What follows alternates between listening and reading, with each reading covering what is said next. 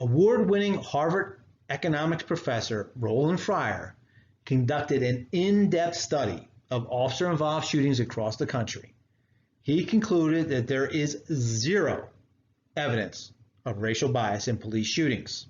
In fact, blacks were 24% less likely than whites to be shot by officers, even though the suspects were armed and violent.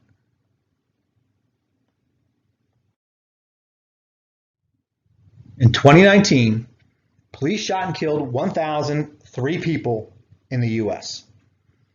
250 were black, 405 were white.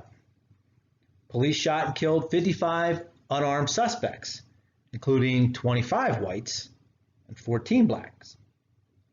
That's one unarmed black male shot and killed for every 49,047 sworn police officers. The ratio of unarmed black men shot and killed, 23, in 2018 was 1 out of 67,334 black men who were arrested. Unarmed hardly means not dangerous. Every encounter involves at least one gun, to the officers. In some cases, the suspect simply introduces an additional one. When the totality of circumstances is evaluated, almost all shootings are justified. The questionable ones resulted in prosecution of the officer. A black man is more likely to be killed by lightning than by a police officer. Wait a minute. Yes, police may kill whites at about twice the rate as blacks, but blacks make up only 13.4% of the total population, whereas whites are 76.3%. Before I answer, I will ask you, is your church racist because your congregation doesn't fall into the magical demographic parity scenario? And while you ponder that question, keep in mind that I got my start preaching in an African Methodist Episcopal church where I was very comfortable because it's the same environment I grew up in. I have not changed. The world has. When I was growing up, being colorblind, treating all humans as equals in terms of both rights and responsibilities, and speaking frankly without reservation, was the epitome of being non-racist.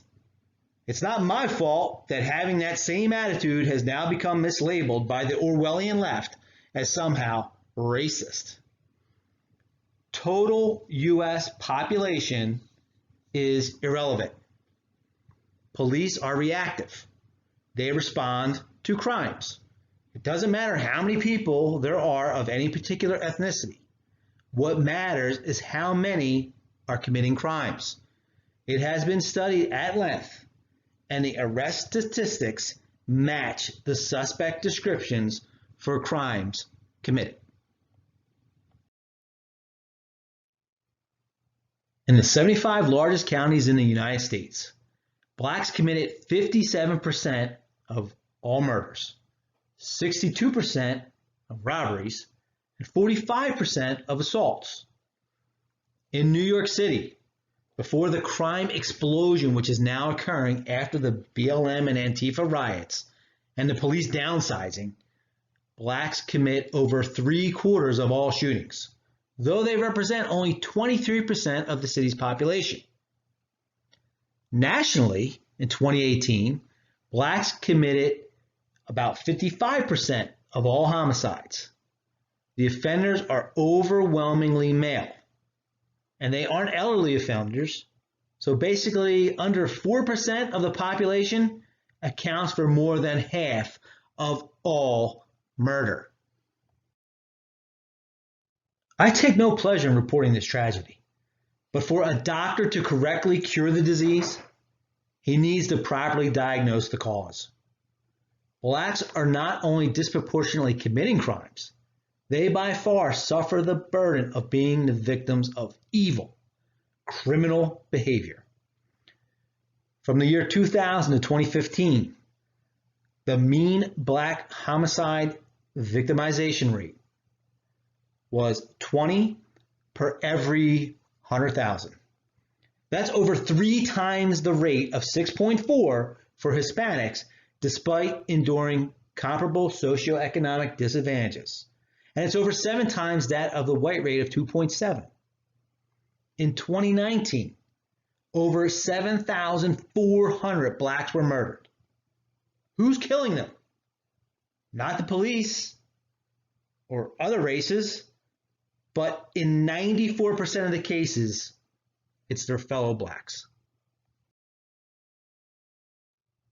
On Father's Day weekend in Chicago, over 100 people were shot, including 15 fatalities. That's more victims than unarmed blacks killed by cops for all of 2020. The difference being those killed by cops were in the midst of committing crimes and resisting arrest, whereas the Chicago victims included 5 children. The Washington Post police shooting database and federal crime statistics indicates 12% of all whites and Hispanics die of homicide are killed by police. By contrast, only 4% of black homicide victims are killed by cops. If the police ended all use of lethal force tomorrow, it would have a negligible impact on the black death rate. Contrary to clever media manipulation, white cops are not the problem. Is there a genocide against blacks occurring? Yes. But it's not by the police. It's from the criminals.